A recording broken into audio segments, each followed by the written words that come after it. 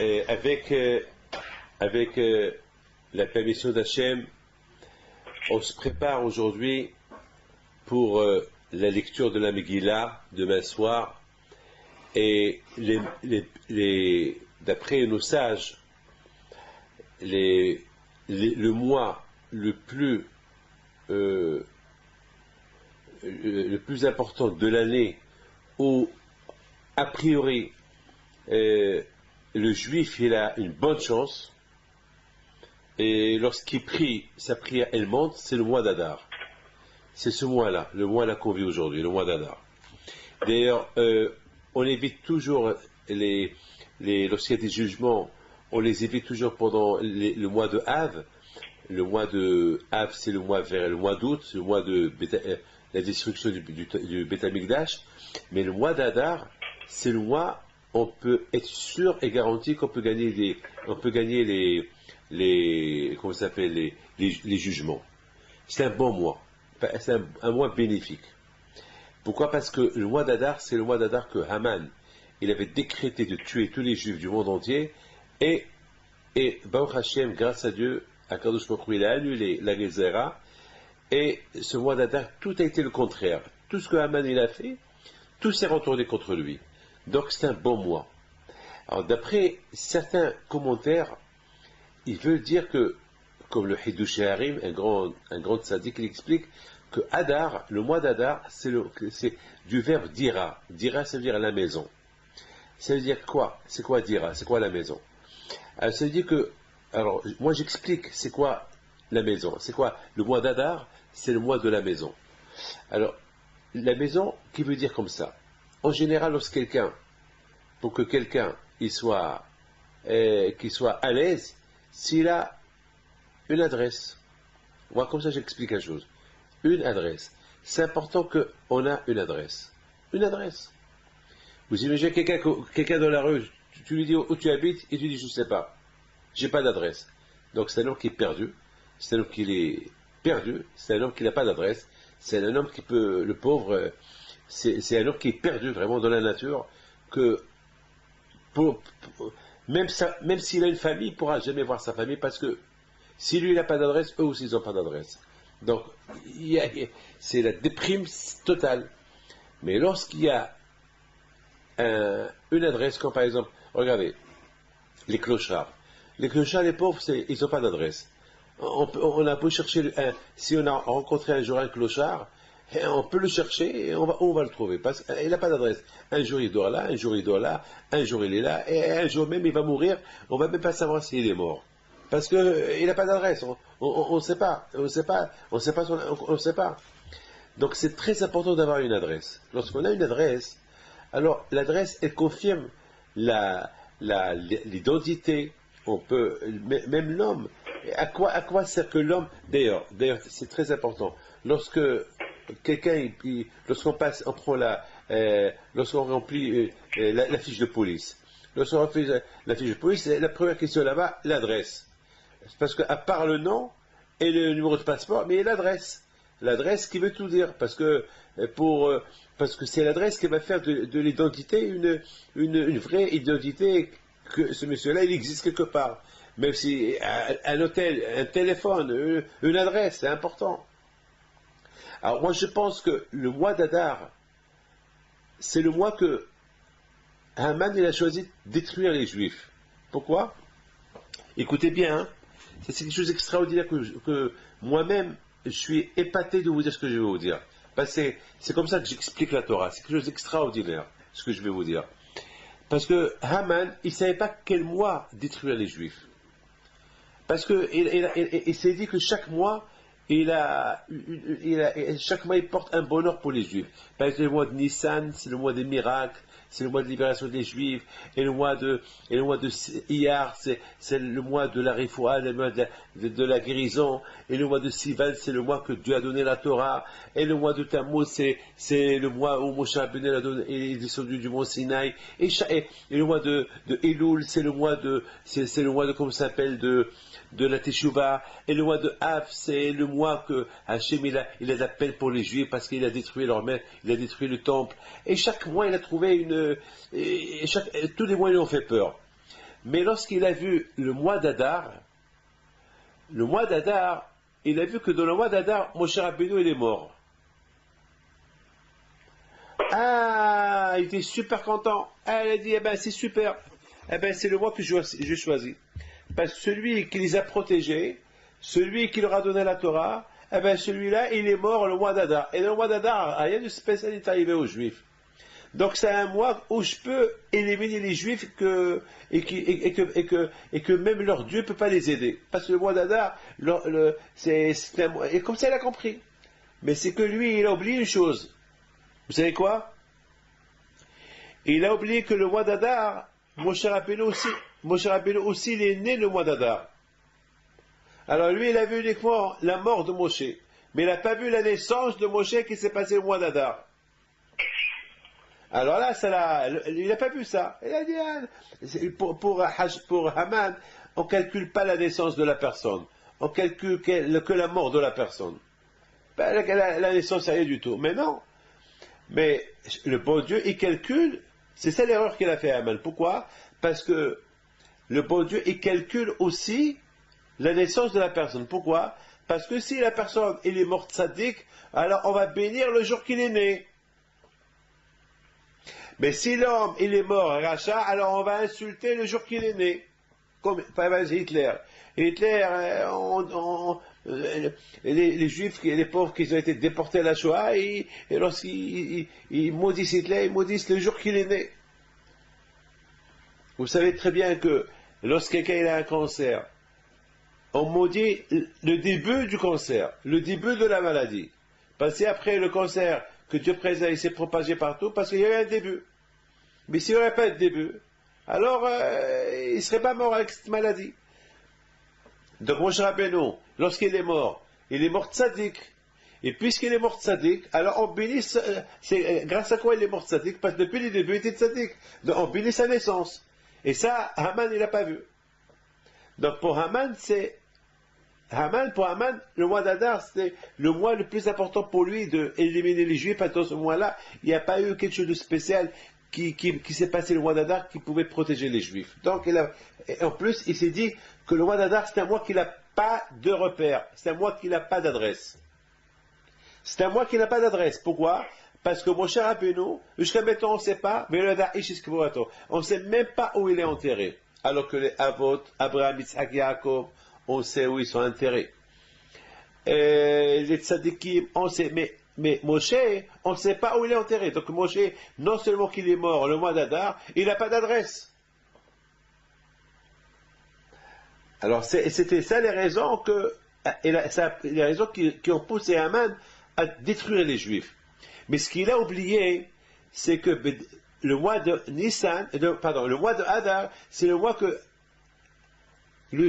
Moshe est né, et c'est le mois que chaque Juif, il a une adresse.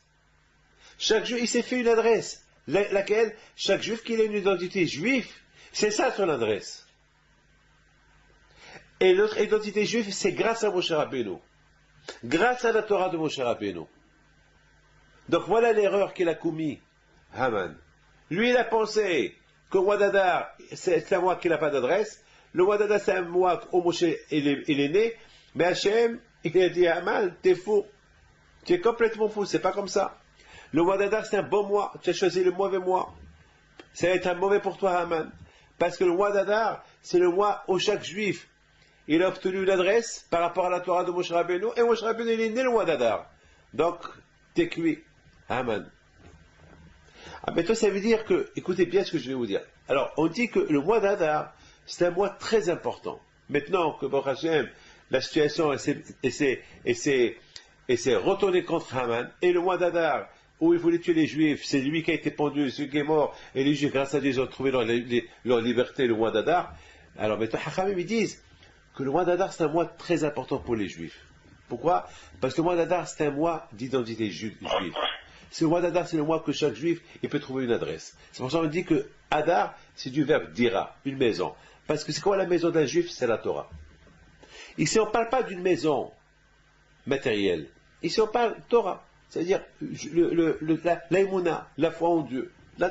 Lorsqu'on respecte la Torah. C'est ça le mois d'Adar. Maintenant, Maintenant, je voudrais expliquer quelque chose que j'ai dit hier. Et après, je vais vous raconter une très belle histoire qui s'est passée il y a 2 semaines. L'une des plus belles histoires qu'on a vues, ça va, je sais que vous allez beaucoup l'aimer. Il s'est passé que, hier, on a jeûné. Hier, c'était le jeûne de Purim. Et si Dieu veut, en général, hier soir, ça devait être Purim, et aujourd'hui, ça devait être Purim. Mais pas parce qu'aujourd'hui, c'est vendredi, alors on est obligé de pousser Purim jusqu'à samedi soir. Alors, maintenant, la question que je vais poser, c'est que, quelle est la raison? On n'a jamais vu quelqu'un qui fait une fête, et avant la fête, il jeûne. Je ne comprends pas. Puisque Purim, c'est une fête de joie, on se déguise, même les rabbins se déguisent à Purim. Moi, demain soir, je vais me déguiser en rabbin. Voilà, je suis rabbin, voilà, on se déguise. Demain soir, mes enfants ils se déguisent, tout le monde se déguise demain soir. Demain soir, on se saoule. D'ailleurs, je vous ai envoyé un petit cadeau hein, pour Purim. Donc, à Purim, on se déguise, on boit, on fait la séouda de Purim, et on s'éclate. À Purim, on s'éclate. Ah, maintenant, il y a une question qui se pose. Purim, c'est la seule fête de la joie. C'est la seule fête où on mange sans relâche, et on a le droit de boire jusqu'à qu'on va se saouler et tomber par terre. Le Talmud il raconte qu'il y avait une fois deux rabbins. Un il s'appelle Rabat et l'autre s'appelle Rabbi Zera. Eh ben, ils se sont invités les deux en famille. Ils se sont saoulés et Rabat il prend le couteau, il égorge Rabbi Zera. Il l'a égorgé, il a coupé la tête. Lorsque Rabat s'est réveillé, il voit le corps jeté par terre et la tête d'un autre. Qu'est-ce qu'il fait? Il prend la tête, il la colle au corps, il le réveille. Il le réveille. Il l'a ressuscité. L'année d'après, Rabat il dit à Rabbi Zera, viens, on va faire Purim toi et moi. Il a dit à Rabbi Zera, non, j'ai pas que tu me fais comme tu m'as fait l'année dernière. C'est pas chaque année il y a des miracles. Non, merci bien. Donc on voit que Purim c'est la fête de la joie. Alors je ne comprends pas, puisque Purim c'est la fête de la joie, ah pourquoi 1 heure avant Purim on jeûne? Pourquoi? Et en plus, on jeûne, on ne mange pas, c'est Ta'anit, et on lit la Torah, et on fait Tahanoun. Pourquoi? On n'a jamais vu ça. Au contraire, on doit se préparer à cette fête de Purim avec joie. On ne doit pas se préparer à cette fête de Purim avec un deuil à l'avance. Alors, j'ai pensé à répondre comme ça. J'ai vu dans un livre qui s'appelle Bishte Enaim, un livre qui s'appelle Les deux yeux. Bishte Enaim, il dit comme ça. Il dit que Mordechai, lorsqu'il est devenu l'adjoint du roi Ahashverosh, Mordechai Yehudi, Mordechai le sage, lorsqu'il a pris la place de Haman, et le décret a été annulé chez les Juifs, et Haman est monté de grade, il a fait des pièces d'or. Dans une face, il a fait une couronne royale, et de l'autre côté, il a fait comme un homme endeuillé, un homme qui prend le deuil. C'est bizarre, très bizarre. C'est quoi ça? C'est quoi une couronne royale et l'autre face, c'est du sable, des cendres et un homme endeuillé, un homme qui prend 5 FR, un homme qui prend le deuil. C'est quoi ça? Alors, ils répondent le sage que Mordechai Tzadik, il a voulu mettre en garde tous les juifs. Il a voulu leur dire, vous savez, les juifs, qu'il y a des moments royaux, il y a dans la vie juive, il y a des bons moments, et il y a des mauvais moments. Il y a des bons moments que tout le monde nous respecte, que nous sommes comme les enfants du roi, que c'est une époque, une belle époque, et c'est vraiment l'époque royale, c'est vraiment une époque royale où le juif il est épaté, il est gâté, tout le monde tout le monde le respecte, et la richesse, etc. Mais il dit, n'oublie pas aussi, il y a des mauvais moments qui peuvent venir, comme la Shoah. N'oubliez pas Hitler, qu'il a voulu détruire tous les juifs du monde. Il ne faut pas oublier ça. Parce que malheureusement, beaucoup des fois, le problème du juif, c'est que lorsqu'on croit que tout va bien, on croit que tout le temps ça va rester bien. Non, il faut faire attention, il faut être vigilant. Il ne faut jamais oublier le passé. Il y a toujours un bon passé royal, il y a toujours un mauvais passé aussi. Donc il ne faut pas oublier. Et c'est ça les deux faces que Mordechai a voulu rappeler les Juifs. Lorsqu'on suit le chemin de la Emouna, la foi en Dieu, et lorsqu'on pense, on dépend de Dieu, alors c'est le bon moment. Alors tu n'as rien à craindre. C'est le bon moment. Alors c'est le moment royal. Mais c'est Hashi Shalom, on lâche la Torah, et on lâche la Emouna, et on pense que tout vient que de ma tête. Dieu n'a rien à faire avec moi. Et je m'en fous du bon Dieu, moi, le bon Dieu, et c'est pas lui qui me donne, c'est pas lui qui va me prendre. Alors là, c'est grave. Si un homme il pense comme ça, donc que Dieu préserve, ils vont passer les mauvais moments, les bons moments royaux, ils vont venir les moments qui sont difficiles. Et c'est ça ce que Mordechai Tzadik, il a voulu rappeler. C'est ça ce qu'il a voulu rappeler. Comme qu'il dit Rab Chaim Volozhin, il dit que le seul moyen pour que l'homme il dépendra que de Dieu et qu'il n'y aura pas des mauvais instincts, il n'y aura pas le Tzahara, le mauvais instinct qui va l'embêter, uniquement si l'homme il se donne coréen pour Akadosh Baruch Hu. Il se dit comme vous, toujours vous me dites, moi je dépends que de Dieu. Ben, c'est extraordinaire ça. Beaucoup de fois, je vous ai entendu dire, moi je dépends que de Dieu, c'est Dieu ma patrie, c'est Dieu. Et j'admire beaucoup ça, et beaucoup de fois, vous évoquez Rabbi Haïm Pinto, les tzadikim, les mounas que vous avez dans le Rabbi Haïm Pinto, les photos, les toutes petites choses que je vous ai données, que vous les gardez. Moi je vous dis quelque chose, j'ai pas encore vu votre deuxième.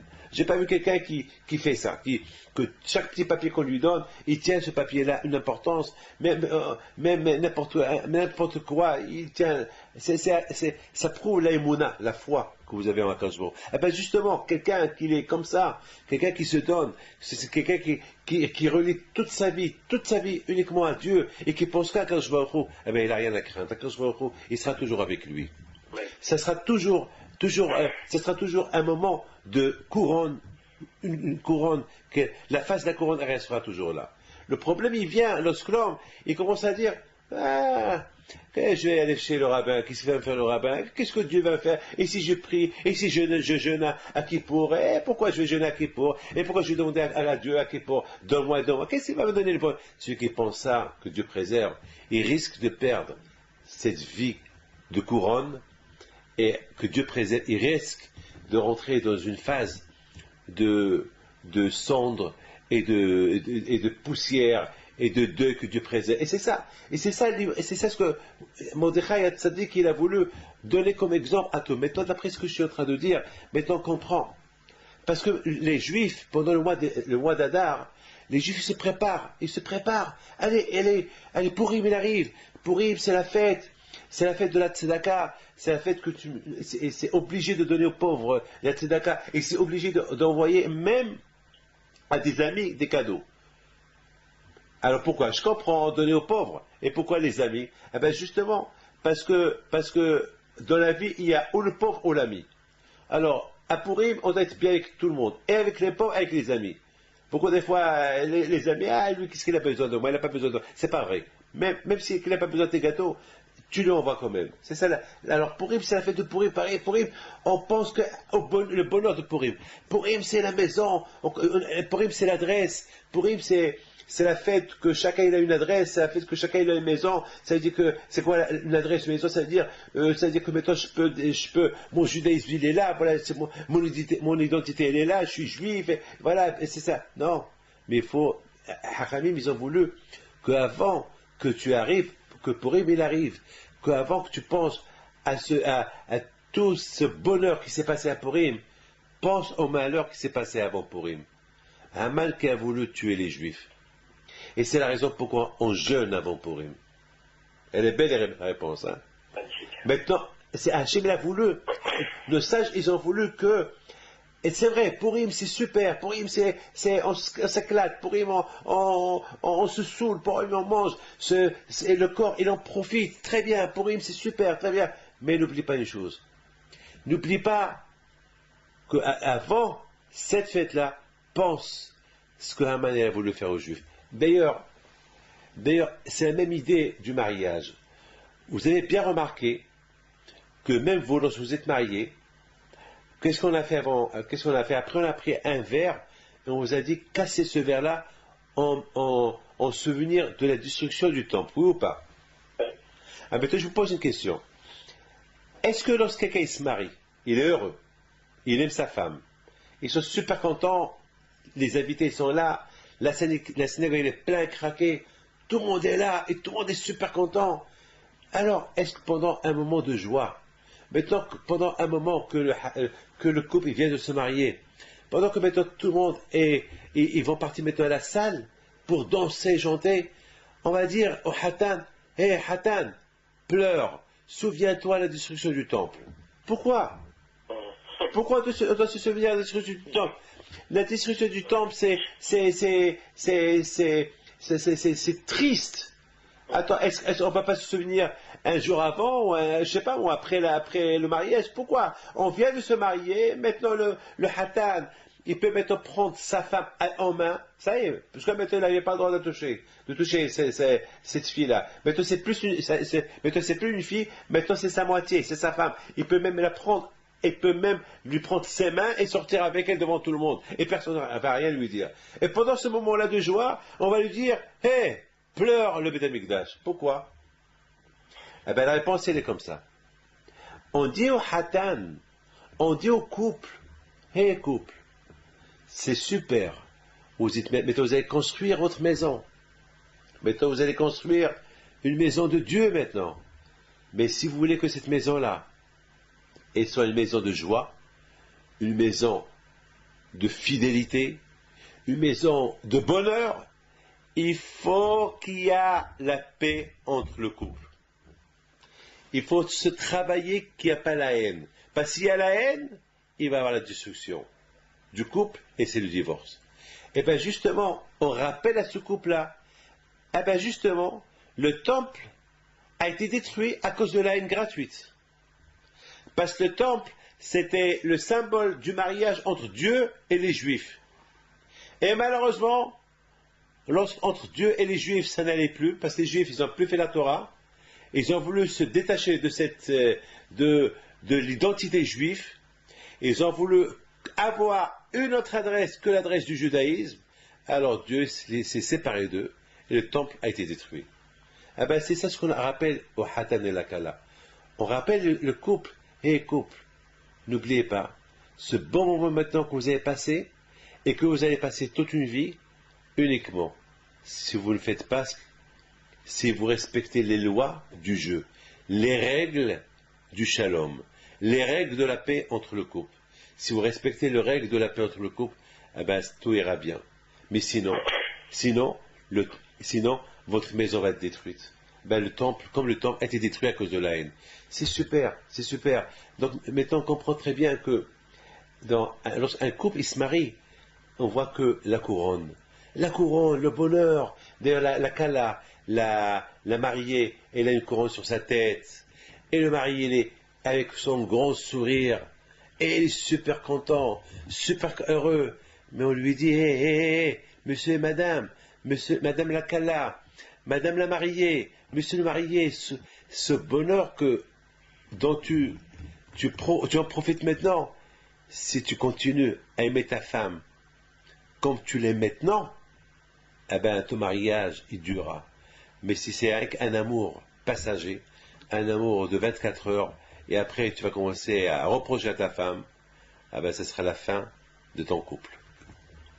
Ben, c'est une idée que Hachamim, ils veulent rappeler le couple après le mariage. Donc, on comprend très bien, toujours dans la vie de la personne, il y a un moment de bonheur, mais un moment de malheur. Ce qui est important, c'est pour qu'on vit toujours les moments de bonheur, il faut toujours se rappeler les moments du malheur. Parce que lorsqu'on se rappelle les moments du malheur, alors on va toujours faire attention à ce que ces moments de malheur ne viendront pas et que toujours on vivra les moments de bonheur. Vous savez que Abraham Avinu s'appelle Abraham à Évry. Abraham, le passé. Pourquoi nos patriarches, ils s'appellent le passé? Pourquoi le passé? Eh bien justement, parce que le juif, il doit, comme aujourd'hui, vous savez, qu'est-ce que maintenant les gens aujourd'hui disent? Il ne faut pas qu'on soit piégé par le passé. Il ne faut pas qu'on pense au passé, c'est pas vrai.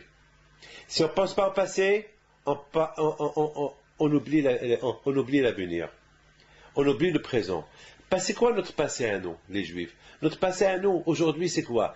On appartient au passé. On appartient à Abraham, Yitzhak, Yaakov. Eh bien, quel beau passé. Et Abraham, Yitzhak, Yaakov, ils ont servi à Kadosh Baruch Hu. Eh bien, en pensant au passé, on pense comment servir Hachem comme que nos aïeuls ont servi à Kadosh Baruch Hu. Ça veut dire que notre passé à nous, notre avenir à nous, elle dépend du passé. Parce que le passé était super. Le passé à nous était super. En pensant à mon grand-père, à Behel Pinto, eh ben, c'est du passé. Eh ben, j'apprends comment vivre plus tard. J'apprends à l'imiter, à être comme lui. Mais c'est Hashwishon. Alors ça veut dire que toute ma vie, elle sera toujours la couronne, royale, bonheur. Pourquoi? Parce que mes grands-parents ont vécu le bonheur avec Dieu. Alors moi aussi, je vais vivre le bonheur avec Dieu. Mais si je choisis le présent et me déconnecter avec le passé, me déconnecter comment mes grands-parents ils étaient, alors c'est ce que tu choisis. Alors on va voir ce qui va devenir, le bon Dieu répond. Donc je pense, la fiche, c'est ça l'image qui a voulu, comment ça s'appelle, Mordechai nous rappeler. La Shoah, c'est du passé. Et on nous essaye de nous faire oublier le passé. Aujourd'hui, dans beaucoup des livres de l'histoire, on écrit une ligne sur la Shoah. C'est quoi? Les Juifs, il y a eu 6 millions de Juifs et qui ont été tués par les Allemands. Voilà. Toutes 6 millions de Juifs qui ont souffert pendant 10 ans. 10 ans de souffrance. Les chambres à gaz, brûlées, martyrisées. Ils ont fait de ce qu'ils voulaient et tout ça en une phrase. Bien sûr, les gens qui vont lire ça, ils vont oublier. Mais lorsqu'on détaille, qu'est-ce qui s'est passé exactement? Eh bien, lorsqu'on détaille, qu'est-ce qui s'est passé exactement? Alors, ça va nous aider, ça va aider le juif à bien étudier pour que ce passé-là ne se répète pas. Mais si on nous met ce passé-là en une seule ligne, il peut revenir ce passé encore. Il peut y avoir encore une autre catastrophique. C'est la raison pour qu'on n'a pas le droit d'oublier le passé. C'est très important de mettre le passé sur une table en or. Il faut parler du passé. Parce que du passé, on apprend comment vivre le présent et comment on va apprendre à vivre dans le bonheur. Et c'est ça l'évolution avec le passé. S'évoluer encore plus et de mieux en mieux encore avec le passé. Et quel passé? Un passé de Abraham, Isaac et Yaakov. Et je pense, mes amis, c'est la raison pourquoi aujourd'hui on parle de Haman. On parle du passé, on parle de ce qui s'est passé à Hanouka, on parle de ce qui s'est passé à Pessah, l'esclavage des Juifs en Égypte, on parle du passé le miracle de Hanouka, on parle du passé du miracle de Haman, le miracle de Mordechai Esther. Pourquoi on met le passé au présent? Eh bien justement, on met le passé au présent pour que le passé ne viendra plus. Pour qu'on fasse attention à ce que ce passé-là, il ne vient. Et le seul moyen pour qu'il ne vienne pas ce passé-là, on met ce passé dans une adresse, on met ce passé-là ici en face, pour qu'on s'améliore, pour qu'on soit toujours bien avec Akadosh Baruch Hu, pour que ce passé qui était un mauvais passé, que malheureusement il y avait un moment que Haman elle a voulu détruire les Juifs, eh bien c'est un passé qui ne viendra plus.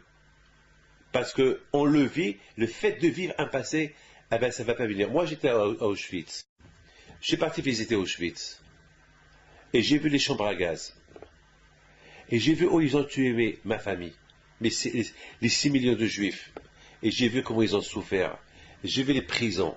J'ai vu des petites chambres, un mètre sur un mètre. On mettait là-bas un monsieur qui mesurait 2-3 mètres, 2 mètres et demi. Sur un mètre, le pauvre. Comment il pouvait... on l'enfermait là-bas jusqu'à qu'il mourait là-bas. Quelle souffrance atroce.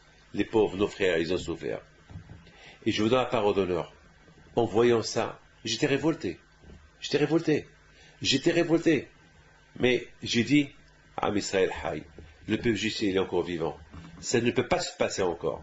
Mais pour arriver à dire que ça ne va pas se passer encore, parce que j'ai vécu ce passé-là, et je me suis senti comme si c'était moi qui étais avec ces gens-là, qui ont souffert ce passé avec moi.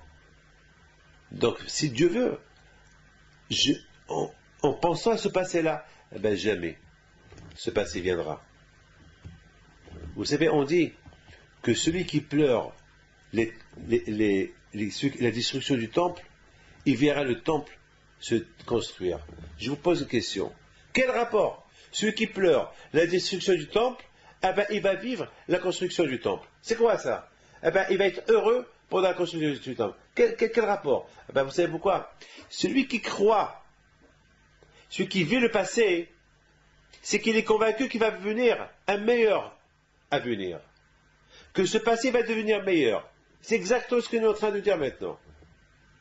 Exactement, c'est ce qu'on est. Lorsque Napoléon il est parti en Russie et que tout le monde est sorti l'accueillir, il leur a dit, et où sont les Juifs?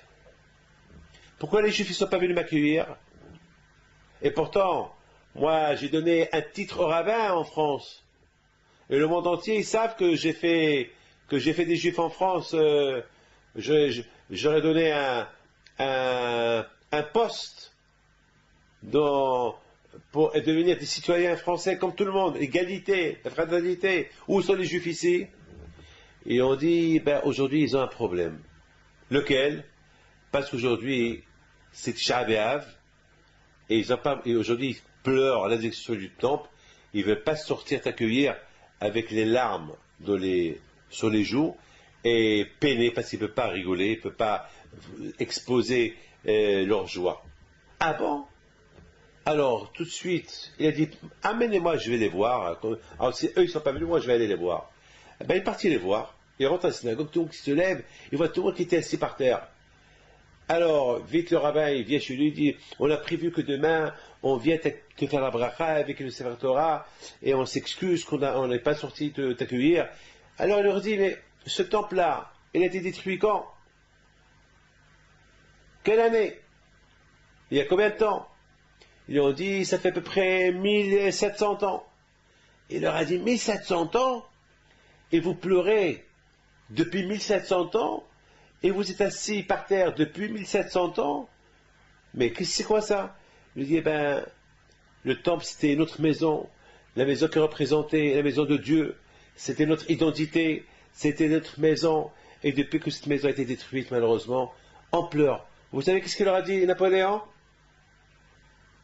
Il leur a dit, il se tourne vers ses généraux, et il leur dit, ce peuple-là de Juifs, s'ils sont convaincus, et s'ils pleurent pendant 1700 ans, pour une maison qui a été détruite, c'est que cette maison-là, elle va se construire un jour. C'est qu'ils sont certains qu'elle va se reconstruire un jour.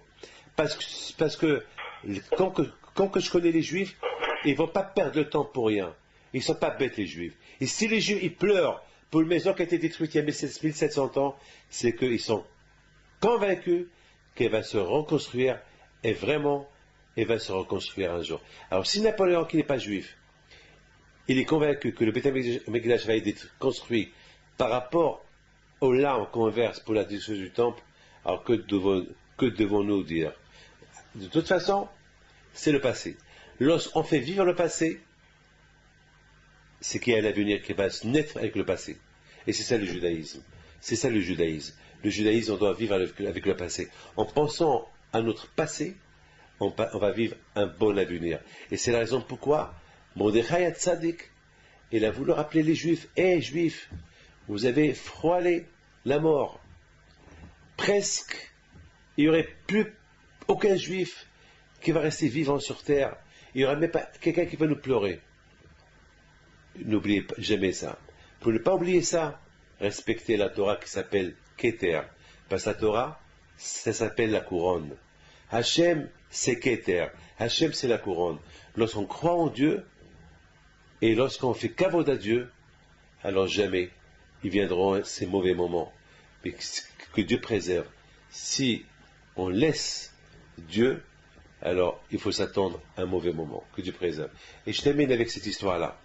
Il y a 2 semaines, il y avait une soirée ici à Paris. Et j'étais l'invité d'honneur à cette soirée pour ramasser de l'argent pour une école qui sont en grande difficulté. Très très grande difficulté. Et cette école se trouve au 19e. Et cette école-là, vraiment, il fallait de l'aide. Alors j'étais l'invité d'honneur et j'ai parlé 2 fois. Et j'ai poussé les gens à faire des dons. Et grâce à Dieu, et j'ai même promis aux gens que tous ceux qui aident, le bon Dieu il fera avec eux des miracles. Et parce que je voulais vraiment aider cette école-là, pour que cette école-là, au moins, qui paye leur SAF et qui paye les dettes qu'ils ont, sinon que Dieu préserve l'école avec des centaines d'élèves, ça pouvait être vraiment en danger. Donc, Baruch Hashem, les gens, grâce à Dieu, les gens ils venaient, et ils prenaient des bourses, chacun y donnait selon, ils ont fixé les bourses à un prix. Il y a un rabbin qui vient chez moi, vers la fin, il me dit, Rabbi David, moi j'ai pas les moyens, mais moi aussi, je compte sur Dieu, j'ai un grand émouna en Dieu, alors moi aussi je donne une bourse. Je dis, mais c'est trop pour toi une bourse. C'est trop pour toi. Elle dit, c'est pas grave, Dieu est grand, Dieu va m'aider. Alors j'ai tellement aimé la façon qu'il me l'a dit. Je lui dis, alors, tu sais que demain c'est la Brit Mila de mon petit-fils, je t'invite. Il me dit, ah, je m'excuse demain matin, je dois prendre le train, je dois aller en Belgique demain matin, très tôt le matin, et parce que je dois aller dans un village, et vraiment demain je peux pas. Je dis, bon, de toute façon, si tu peux venir, si jamais tu décides, je t'invite, Baruch haba. Et le lendemain, c'était la Brit Mila de mon petit-fils, vous étiez là, et tout le monde était là, et voilà, je vois le monsieur qui arrive lui aussi. Il arrive avec son père. Et je l'appelle et je lui dis, il prenait la queue pour recevoir le bracha. Et puis je l'ai appelé pour qu'il approche vite. Je lui dis, comment ça se fait que tu n'es pas parti? Il m'a dit, eh ben, j'ai raté le train. J'ai raté le train. Il devait partir en Belgique. J'ai raté le train et bon, puis je me suis dit, puis j'ai raté le train. Alors, je viens à la Brit Mila. Ah ben, je lui dis, ben, tu as bien fait. Mais de toute façon, hier tu m'avais dit que tous ceux qui aident, il verra des miracles cette année. Alors, j'ai dit, puisqu'on a une promesse des miracles, alors je me suis dit, alors c'est le miracle toute l'année. Et en plus, on est dans le mois d'Adar, le mois des miracles. Alors, voilà, c'était Rosh Chodesh Adar, c'est le mois des miracles. Alors, voilà. Bon, l'histoire, elle se termine. Qu'est-ce qui s'est passé? Il s'est passé qu'il m'appelle l'après-midi. Il me dit, ah ben, le miracle, il s'est passé aujourd'hui. Je lui dis, lequel? Il me dit, ah ben, ce matin, je devais partir en Belgique.